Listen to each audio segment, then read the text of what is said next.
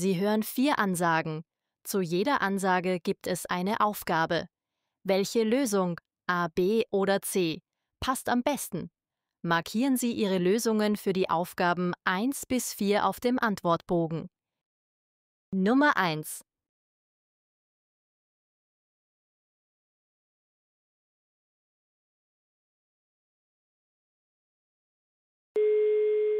Guten Tag, hier spricht Herr Klein. Ich möchte alle daran erinnern, dass unsere Besprechung morgen nicht wie ursprünglich geplant in der Bibliothek stattfinden kann. Dort wird gerade renoviert und es ist zu laut. Zuerst hatten wir überlegt, ins Gemeindehaus zu gehen, aber dort gibt es morgen schon eine andere Veranstaltung. Deshalb treffen wir uns endgültig in der Turnhalle der Schule. Der Eingang ist auf der Rückseite. Bitte bringt euch bequeme Stühle mit, da es dort keine Sitzmöglichkeiten gibt. Beginn ist um 17 Uhr.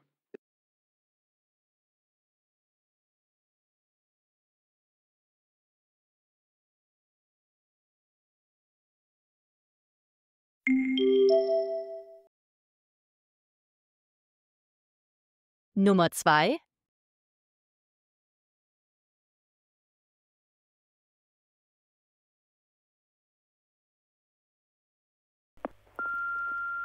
Hey Leon, hier ist Sarah. Hör mal, ich rufe kurz wegen unserer Verabredung am Samstag an. Also, eigentlich sollte Jana den Salat machen. Aber sie hat mir gerade geschrieben, dass sie leider nicht kommen kann. Ihr Bruder hat Geburtstag. Du wolltest ja zuerst die Musikbox mitbringen. Aber Max bringt sowieso schon seine große Anlage mit. Deshalb wäre es super, wenn du stattdessen einen frischen Gemüsesalat machen könntest. Getränke bringt Lisa, also darum musst du dich nicht kümmern. Treffpunkt bleibt wie geplant um 17 Uhr bei mir im Garten. Hoffe, das passt für dich. Danke dir.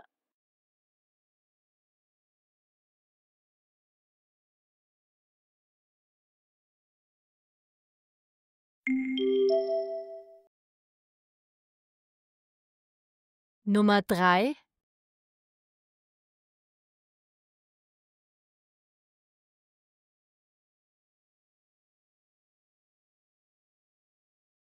Hallo Emma, hier ist Dina. Ich wollte dir nur schnell Bescheid geben.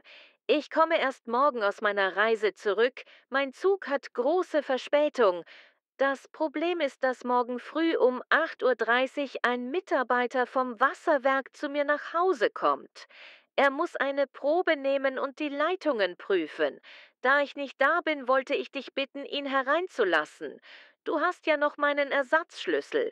Es dauert bestimmt nicht lange, vielleicht 10 Minuten. Wenn niemand öffnet, muss ich später für einen neuen Termin extra bezahlen. Wäre wirklich eine große Hilfe, wenn du das übernehmen könntest. Vielen Dank.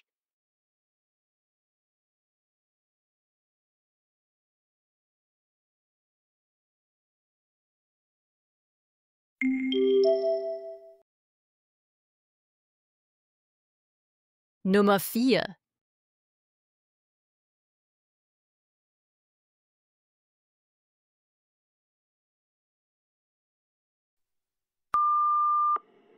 Willkommen in der Zahnarztpraxis Dr. Weber. Unsere Sprechzeiten sind nicht an allen Tagen gleich. Montags und mittwochs sind wir von 9 bis 13 Uhr und von 14 bis 17 Uhr für Sie da. Dienstags und donnerstags beginnen wir früher, nämlich schon um 8 Uhr, haben aber eine längere Mittagspause von 12 bis 15 Uhr. Danach sind wir wieder bis 19 Uhr geöffnet. Freitags ist die Praxis nur vormittags bis 12 Uhr erreichbar. Bitte beachten Sie außerdem: Am kommenden Montag bleibt die Praxis wegen einer Fortbildung geschlossen.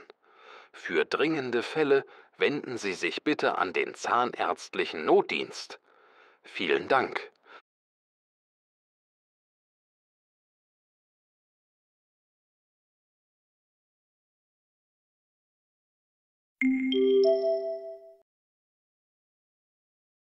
Ende von Teil 1. Sie hören 5 Ansagen aus dem Radio. Zu jeder Ansage gibt es eine Aufgabe. Welche Lösung, A, B oder C, passt am besten? Markieren Sie Ihre Lösungen für die Aufgaben 5 bis 9 auf dem Antwortbogen. Nummer 5.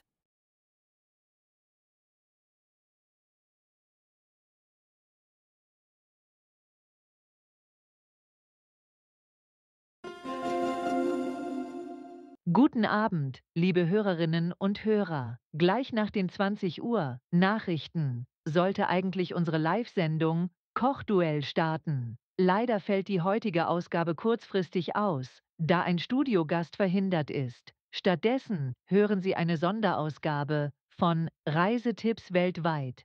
Ab nächster Woche läuft das Kochduell wieder wie gewohnt. Vielen Dank für Ihr Verständnis.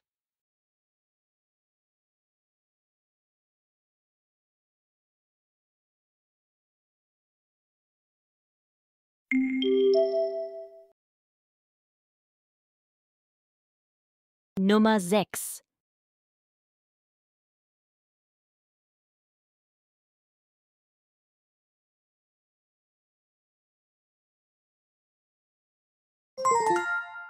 Willkommen zur Literatursendung. In einer aktuellen Studie wurden Jugendliche und Erwachsene zum Thema Lesen befragt. Interessant ist, Jugendliche greifen heute viel öfter zu Online-Artikeln und Social-Media-Texten, während Erwachsene weiterhin lieber gedruckte Bücher kaufen. Überraschend war auch, dass viele Befragte zwar weniger lesen, dafür aber mehr Podcasts hören. Die Forscher meinen, das sei eine neue Form von Lesekultur.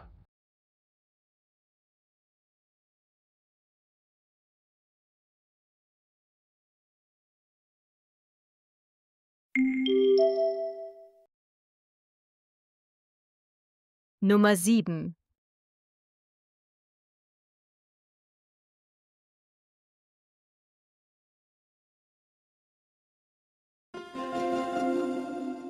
Wetterbericht im Radio. Am Samstag zeigt sich der Himmel am Anfang des Tages noch grau und die Temperaturen sind recht frisch. Später wird es deutlich wärmer, die Sonne kommt heraus und der Tag eignet sich gut für Aktivitäten im Freien. Gegen Abend ziehen allerdings dunkle Wolken auf und es ist mit starkem Regen zu rechnen. Am Sonntag bleibt es von früh an wechselhaft. Kurze sonnige Phasen, aber immer wieder Regenschauer, dazu nur mäßige Temperaturen.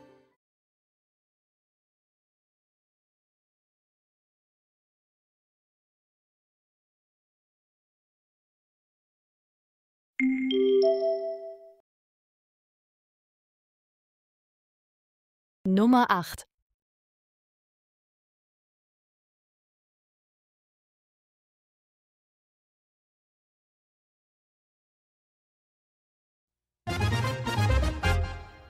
Hier die wichtigsten Meldungen aus Bayern. In Nürnberg hat gestern das Altstadtfest begonnen.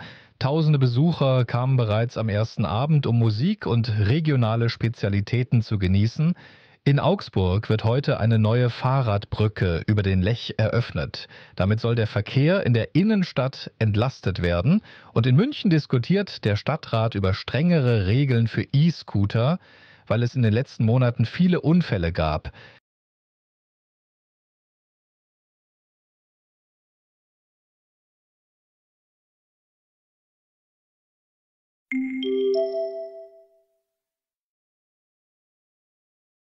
Nummer 9.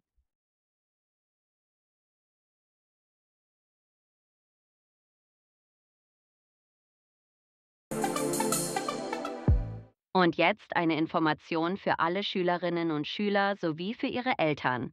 Während der Sommerferien, also ab dem 1. Juli, können die Schülertickets für das neue Schuljahr verlängert werden. Bitte erledigen Sie das rechtzeitig. Die alten Tickets sind nur noch bis zum 10. August gültig. Danach verlieren sie ihre Gültigkeit. Außerdem fahren die Busse in den Ferien nach einem speziellen Fahrplan.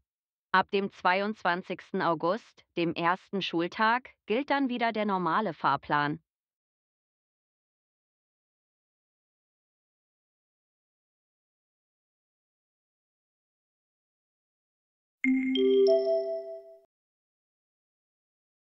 Ende von Teil 2. Sie hören 4 Gespräche. Zu jedem Gespräch gibt es 2 Aufgaben. Entscheiden Sie bei jedem Gespräch, ob die Aussage dazu richtig oder falsch ist und welche Antwort A, B oder C am besten passt. Markieren Sie Ihre Lösungen für die Aufgaben 10 bis 17 auf dem Antwortbogen. Nummer 10 und 11.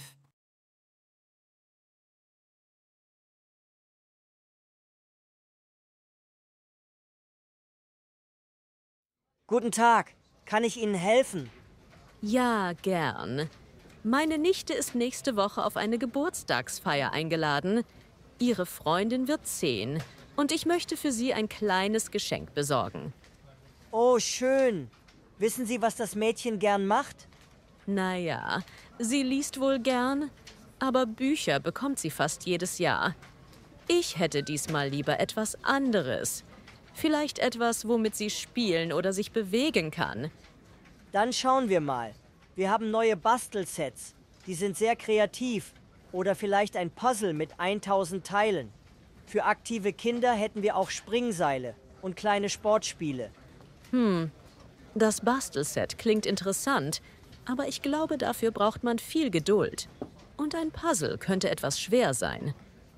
Dann vielleicht etwas Sportliches? Dieses Springseilset ist sehr beliebt. Es hat bunte Griffe und eine kleine Tasche dazu. Ja, das klingt perfekt. Etwas, das man auch draußen benutzen kann. Das nehme ich gern als Geschenk. Könnten Sie es bitte als Geschenk verpacken? Natürlich. Soll ich noch eine Geburtstagskarte dazulegen? Ja, bitte. Das ist eine gute Idee. Vielen Dank.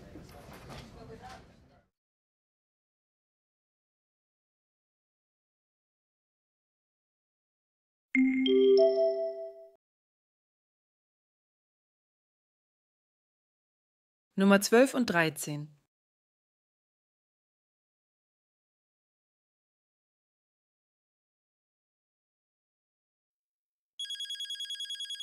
Guten Tag, Sprachschule Mondial. Sie sprechen mit Herrn Keller.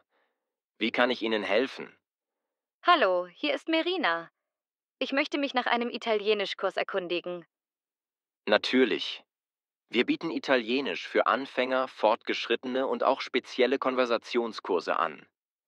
Darf ich fragen, welche Vorkenntnisse Sie haben? Also, ich habe Italienisch schon in Kroatien an der Uni gelernt. Aber trotzdem fühle ich mich unsicher, besonders am Telefon. Da habe ich oft Angst, etwas Falsches zu sagen. Ich verstehe. Vielleicht wäre ein Konversationskurs genau das Richtige.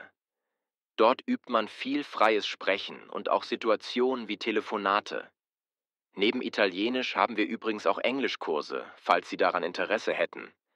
Englisch spreche ich schon sehr gut, das habe ich jahrelang gelernt. Damit habe ich überhaupt keine Probleme.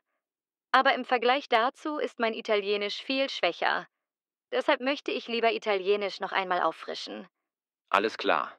Dann empfehle ich Ihnen unseren Kurs Italienisch Konversation ab nächstem Monat. Ich kann Ihnen gleich die genauen Zeiten per E-Mail schicken. Ja, das wäre sehr hilfreich. Vielen Dank.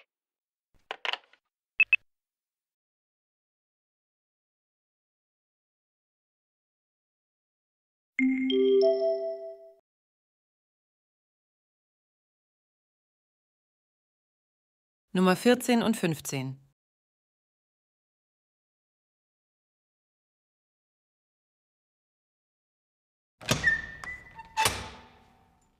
Guten Morgen, Frau Keller. Haben Sie gestern den Hof gesehen? Überall liegen Flaschen, Papier und sogar Essensreste. Ja, Herr Schmidt, das war ein Chaos. Irgendjemand hat bestimmt gefeiert, aber ich weiß nicht, wer es war. Manche sagen, es war die Familie im 2. Stock, andere meinen die Studenten im Erdgeschoss. Einfach direkt jemanden beschuldigen wäre nicht gut. Wir sollten das erst herausfinden. Aber egal wer es war, der Müll muss weg. Genau, wir könnten einen Aushang im Treppenhaus machen. Darin schreiben wir, dass alle Mieter nächsten Samstag um 10 Uhr zum Aufräumen kommen sollen. Dann sieht jeder, dass wir das gemeinsam ernst nehmen. Gute Idee. Und vielleicht können wir gleich erklären, warum das nicht in Ordnung ist. Der Hof ist für alle, und es ist unfair, wenn einige feiern und den Dreck liegen lassen. Richtig. Wir rufen die Hausverwaltung erst einmal nicht an. Hoffentlich klappt es schon so.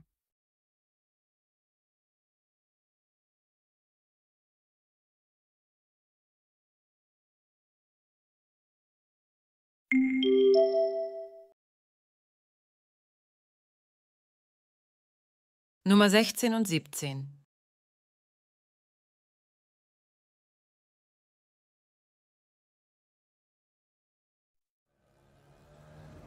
Anna, das ist ja eine Überraschung. Ich habe dich ewig nicht gesehen. Wo bist du denn jetzt gelandet? Hallo Thomas. Ja, stimmt. Es ist bestimmt schon 2 Jahre her. Also, seit einem halben Jahr arbeite ich in einer Marketingagentur hier in der Stadt. Oh, spannend. Und wie ist es da? Gemischt. Einerseits gefällt es mir sehr. Die Projekte sind kreativ, ich arbeite viel mit Designern und manchmal auch mit internationalen Kunden. Das macht Spaß.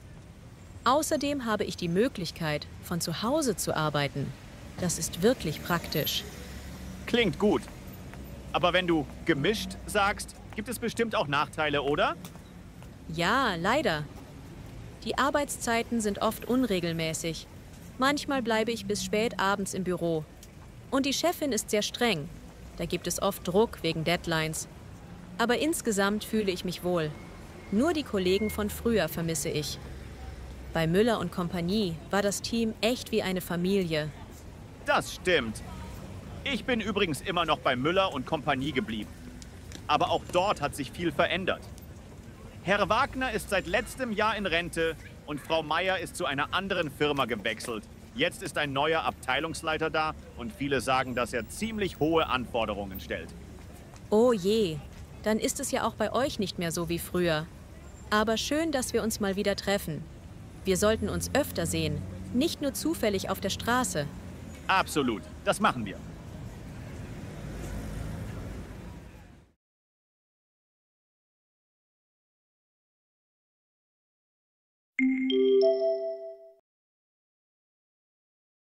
Ende von Teil 3. Teil 4. Sie hören Aussagen zu einem Thema. Welcher der Sätze A bis F passt zu den Aussagen 18 bis 20? Markieren Sie Ihre Lösungen für die Aufgaben 18 bis 20 auf dem Antwortbogen. Lesen Sie jetzt die Sätze. Dazu haben Sie 1 Minute Zeit. Danach hören Sie die Aussagen.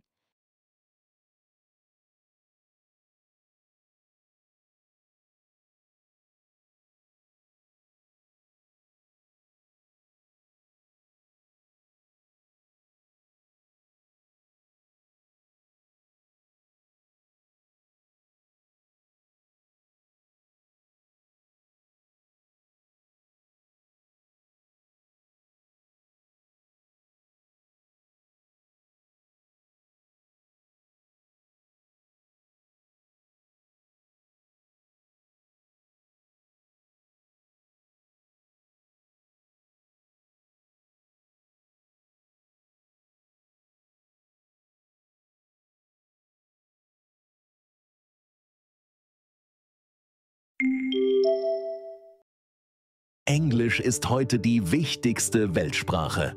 Man hört und liest sie fast überall. In Filmen, in der Musik, im Internet und im Beruf. Deshalb stellt sich die Frage, sollte man Englisch unbedingt lernen? Manche finden, dass es besonders für Kinder wichtig ist, früh damit anzufangen. Andere meinen, auch Erwachsene können noch profitieren.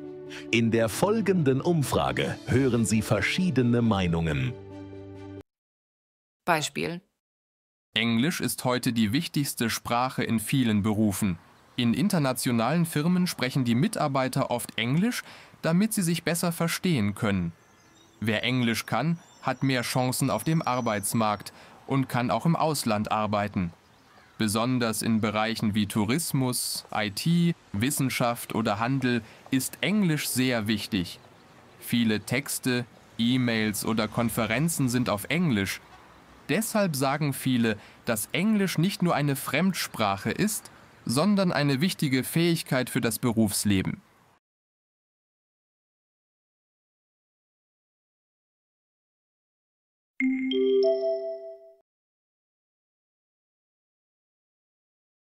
Nummer 18. Ich finde, Kinder sollten schon sehr früh mit Englisch beginnen. Kleine Kinder lernen neue Wörter fast spielerisch, ohne lange zu überlegen. Wenn man sie schon in der Grundschule mit Liedern, Spielen oder kleinen Geschichten an die Sprache heranführt, haben sie später in der weiterführenden Schule weniger Probleme. Außerdem verlieren sie so die Angst vor dem Sprechen, weil es für sie ganz normal wird. Viele Eltern merken auch, dass ihre Kinder durch Englisch neugieriger auf andere Länder und Kulturen werden.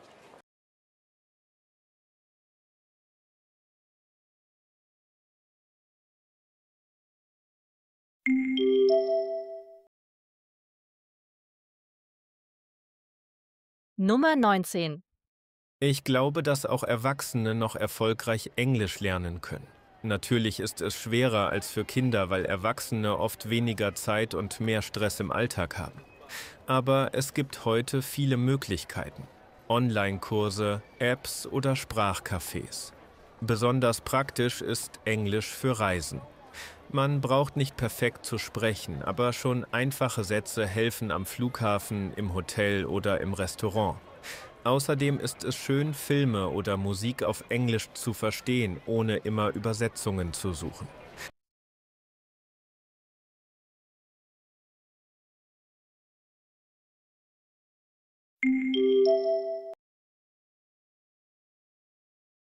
Nummer 20. Ich finde, Englisch ist heute sehr wichtig, weil man es fast überall braucht. Im Beruf, auf Reisen oder im Internet. Aber gleichzeitig sollte man nicht vergessen, dass es auch viele andere Sprachen gibt, die nützlich sind. Zum Beispiel ist Spanisch in vielen Ländern eine Weltsprache und Chinesisch wird in der Wirtschaft immer wichtiger. Wer nur Englisch lernt, verpasst vielleicht andere Chancen. Deshalb sagen manche Lehrer, dass man zwar Englisch können sollte, aber auch andere Sprachen nicht vernachlässigen darf.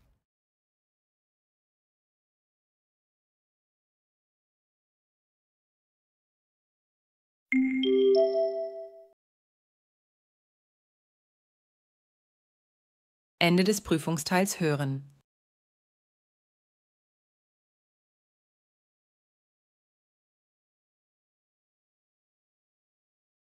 Danke fürs Zuschauen. Vergiss nicht, unseren Kanal zu abonnieren, damit du keine neuen Videos verpasst.